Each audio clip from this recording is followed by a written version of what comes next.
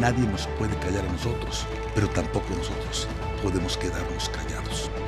Prohibido callar. ¿Qué tal? ¿Cómo les va? Soy Javier Lozano. En este espacio, Prohibido Callar, vamos a analizar una serie de eventos, de situaciones, circunstancias, ejemplos muy concretos en los cuales pareciera que la censura va avanzando o intenta avanzar en contra de la libertad de los individuos. Vamos a comenzar por el caso, vergonzoso caso, del presidente de la mesa directiva del Senado de la República, Gerardo Fernández Noroña, y el abogado Carlos Velázquez de León, un ciudadano que tuvo la osadía de increpar a este impresentable senador en un salón VIP de American Express en el aeropuerto, y bueno, pues le recriminó una de tantas que ha hecho Fernández Noroña, que no necesita presentación. ¿Qué hizo este señor? Fernández Noroña va a la Fiscalía General de la República, presenta una denuncia penal contra este ciudadano y la Fiscalía prácticamente orilla al abogado Carlos Velázquez de León a ponerse de acuerdo con Fernández Noroña y luego ofrecerle disculpas públicas. Pero no contento con esto, fíjense nada más, no contento con esto, lo que hace Fernández Noroña es llevarlo a las instalaciones del Senado de la República, sentarlo en la mesa, a su lado, y que ahí, con cámaras y micrófonos del Estado mexicano, del propio Senado, del Sistema Público de Radiodifusión del Estado mexicano, este hombre leyera un texto que me imagino que había sido revisado por Noroña, en el cual le pide literalmente perdón. Esto fue un acto, un hecho absolutamente humillante. Yo no había visto algo igual. Y luego dicen que es que no se pusieron de acuerdo para que ofreciera una disculpa pública. ¿Disculpa de qué? ¿Disculpa de qué o por qué? ¿Por decirle sus verdades? ¿Que no tenemos derecho los ciudadanos, si ejercemos nuestras obligaciones y cumplimos con nuestras obligaciones, por ejemplo, de pagar impuestos, por ejemplo, de respetar las reglas del juego, por ejemplo, de respetar las leyes, nuestra Constitución, de ser gente civilizada? ¿No tenemos derecho a reclamarle a un servidor público que está obligado a cumplir con lo que la ley le ordena? Entonces, Fernández Noroña, que además se ha caracterizado a lo largo de su vida, y créanme que me consta, porque cuando fui secretario del Trabajo y acudí a comparecer a la Cámara de Diputados, este señor era legislador, no tienen ustedes idea el trato tan majadero por parte suya. Claro que no me dejé, no me dejé, yo sí les digo sus verdades de regreso. Pero bueno, pues resulta que este señor, pues ahora humilló, y esto de veras que es algo que considero que incluso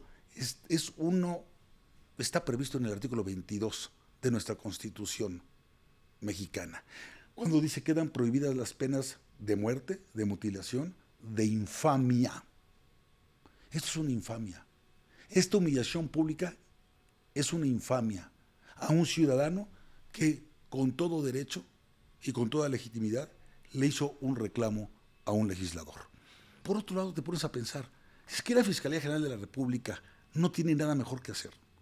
Que estamos en un país maravilloso, en el que no hay delitos, en que no hay penas graves, no hay homicidios, no hay desapariciones forzadas, no hay secuestros, no hay feminicidios. ¿En serio es un país en el que la Fiscalía General de la República no estaría mejor para perseguir delitos electorales o al crimen organizado? No, vamos a perseguir a quien critique a esta blanca palomita que es Gerardo Fernández Noroña. Miren, más allá del caso particular como tal, saben que es indignante que las libertades se coartan mientras avanza la censura, mientras avanza el poder del Estado. Decía Manuel Gómez Morín, y yo creo que con toda razón, fundador del Partido Acción Nacional y un gran mexicano, de veras ejemplar, decía, ¿saben ¿cuál es el estado ideal? Decía, tanta libertad como sea posible y tanto Estado como sea necesario. En eso creo, en esa libertad, no libertinaje, porque donde termina mi libertad es porque empieza la tuya. Pero no podemos permitir que sea el Estado el que nos diga qué se puede y qué no se puede decir. Decía el presidente López Obrador, entre tantas otras ocurrencias e incongruencias, decía, prohibido prohibir. Si hasta los vapeadores están ahora prohibidos en la Constitución. Ya nos quieren decir qué hacer y qué no hacer. Vamos, hasta ahora que estábamos en la víspera de este fraude de la elección judicial, aquellos que nos atrevimos a levantar la voz y decir, no caigan en la trampa, no caigan en la trampa, esto es un fraude, ya todo está decidido. En ningún país civilizado del mundo hacen una cosa como esta. Y nos llamaron la atención que cómo era posible que se nos ocurriera expresar nuestra opinión sobre esta burla a los ciudadanos, diciendo es que ahora el pueblo va a elegir a los juzgadores. Eso no es cierto. El pueblo no tuvo nada que ver con los acordeones que se prepararon para orientar las decisiones desde el gobierno mismo, acabando así con la división de poderes y acabando así entonces con nuestra democracia y buena parte de nuestras libertades. Miren, este tipo de mensajes, este tipo de espacios, este tipo de reflexiones, y les agradezco mucho que me acompañen, son precisamente para que caigamos en cuenta de que lo que tenemos quizás no es para siempre. Lo tenemos que cuidar, lo debemos cuidar entre todos. Conste, dentro de nuestra diversidad podemos pensar distinto en muchos temas, podemos tener muchas preferencias muy diferentes, pero sí debemos tener objetivos comunes, como el derecho a la vida, a la salud, a la educación, a la libertad, a la familia, a pensar como queramos pensar, a leer el libro que queramos leer, ¿sí?